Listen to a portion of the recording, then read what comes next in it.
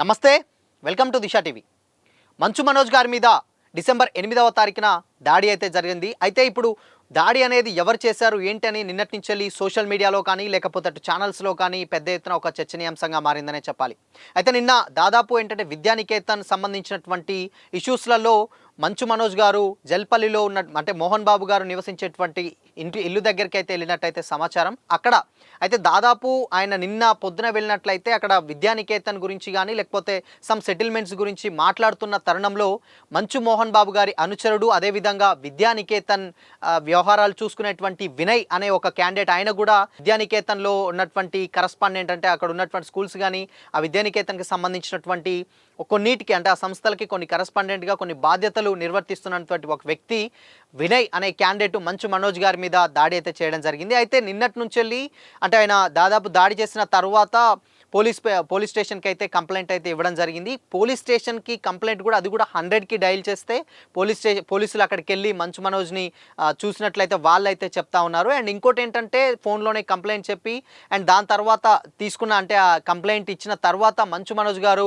దాదాపు ఒక 2-3 గంటల తర్వాత టీఎక్స్ హాస్పిటల్లోకి అంటే బంజారాహిల్స్లో ఉన్నటువంటి ఒక టీఎక్స్ హాస్పిటల్లోకి చికిత్స చేసుకోవడానికి అయితే ఆయనతో పాటు ఆయన సతీమణి కూడా రావడం అయితే జరిగింది. అయితే దీనికి పలు కారణాలు కూడా వ్యక్తమవుతున్నాయి. అంటే గతంలో కూడా మంచు విష్ణు గారికి అంటే ఆయన సోదరుడు మంచు విష్ణు గారికి కూడా సేమ్ టైం మంచు మనోజ్ గారికి మ్యారేజ్ కానించాలి అంటే అప్పటి నుంచి కూడా పెద్దగా ఏంటంటే పడతలేదు. అప్పటి నుంచి ప్రీవియస్గా ఒక సోషల్ మీడియాలో ఉన్నటువంటి ఒక గొడవ కూడా ఇప్పుడు వైరల్ అవుతా ఉన్నది. అప్పుడు కూడా ఉన్నది దాని ప్రాంక్ అని సినిమా ప్రమోషన్స్లో భాగంగా అని చెప్పేసి చెప్పారు. బట్ దాని తర్వాత కొన్ని రోజుల తర్వాత ఇప్పుడు ఈ మధ్య కాలంలో అయితే ఈ యొక్క గొడవలు బ్యాక్ టు బ్యాక్ జరుగుతూనే ఇది కూడా అంటే ఏంటంటే సెటిల్మెంట్ పిలిచిన తర్వాత ఆయనని దాడి చేసిన తర్వాత ఆయన భార్యతో కలిసి ఆయన సన్నిహితులతో కలిసి హాస్పిటల్లో చేరడం జరిగింది.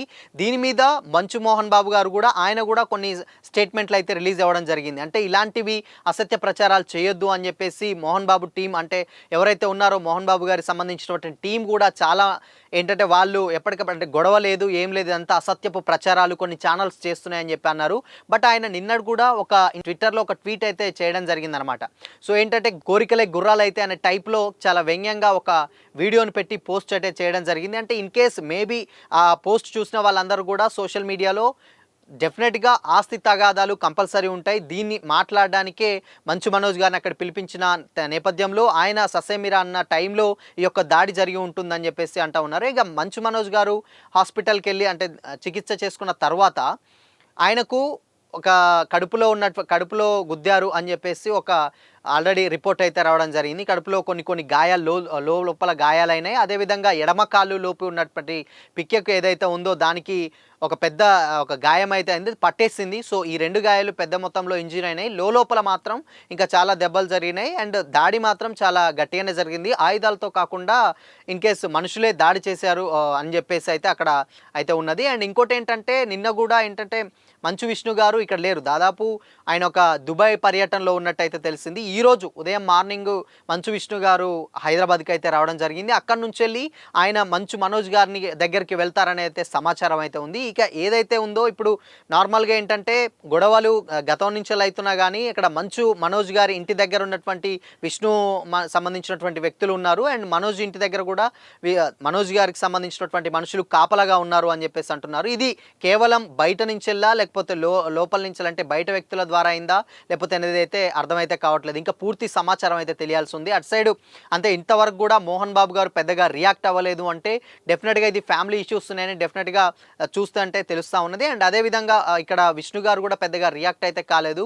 ఈవెన్ మంచు లక్ష్మి గారు కూడా ఎక్కడా కానీ సోషల్ మీడియాలో కానీ ఇన్స్టాలో కానీ ఎక్కడా కానీ ఒక చిన్న పోస్ట్ కూడా ఈ సంఘటన మీద అయితే పెట్టనైతే లేదు. సో మొత్తంగా ఏంటంటే ఫ్యామిలీలో ఇష్యూస్ గతం నుంచి వెళ్ళి కొనసాగుతున్నాయి. ఈ తరుణంలోనే అక్కడ జల్పల్లి మోహన్ బాబు గారు నివసించేటువంటి ఇంటి దగ్గరికి మనోజ్ గారిని పిలిపించి అక్కడ ఆయనని మాట్లాడి కూర్చొని సెటిల్మెంటే చేసే క్రమంలో ఇలాంటి ఏదో మాట పెరిగి అక్కడ ఒప్పందాలు సరిగ్గా కుదరకనా లేకపోతే ఏంటో తెలియదు కానీ దాని ద్వారా ఏంటంటే అక్కడ ఆయన మీద దాడి జరిగినట్టయితే చేస్తున్నా. దాడి జరిగిన క్యాండిడేట్ వినయ్ అనే క్యాండిడేట్ కూడా ఈయన మీద అంటే ఏంటంటే మోహన్ బాబు గారి అనుచరుడే, ఆయన కూడా విద్యానికేతన్లో ఒక ముఖ్య వ్యక్తి, ఆయనే మంచు మనోజ్ గారి మీద దాడి చేయడం జరిగింది. ఆయనతో పాటు ఇంకొంతమంది వ్యక్తులు కూడా ఆయనతో దాడి చేస్తారని చెప్తున్నారు. ఇంకా ఈరోజు కూడా హాస్పిటల్కి అయితే చికిత్స రావడానికి జరిగింది. ఆ రిపోర్ట్లో చూసుకున్న ప్రకారం అయితే ఒక 1 వీక్ అలా రెస్ట్ తీసుకోవాలని చెప్పేసి అయితే సమాచారం. అండ్ ఇంకోటి ఏంటంటే ఆడ రిపోర్ట్‌లలో గూడా లోలోపల గాయాలయినాయి. అండ్ నిన్న డిశ్చార్జ్ అయ్యి నిన్న అంత ముందుగానే మీడియా అక్కడికి వెళ్ళి మనోజ్ గారికి అంటే ముందుగానే ఎళ్లి మీడియా అక్కడ వెయిట్ చేసింది. బట్ ఆయన ఎంత అడిగినా గాని ఆళ్ళ వైఫ్ గాని, మనోజ్ గారు గాని ఎవరు గూడా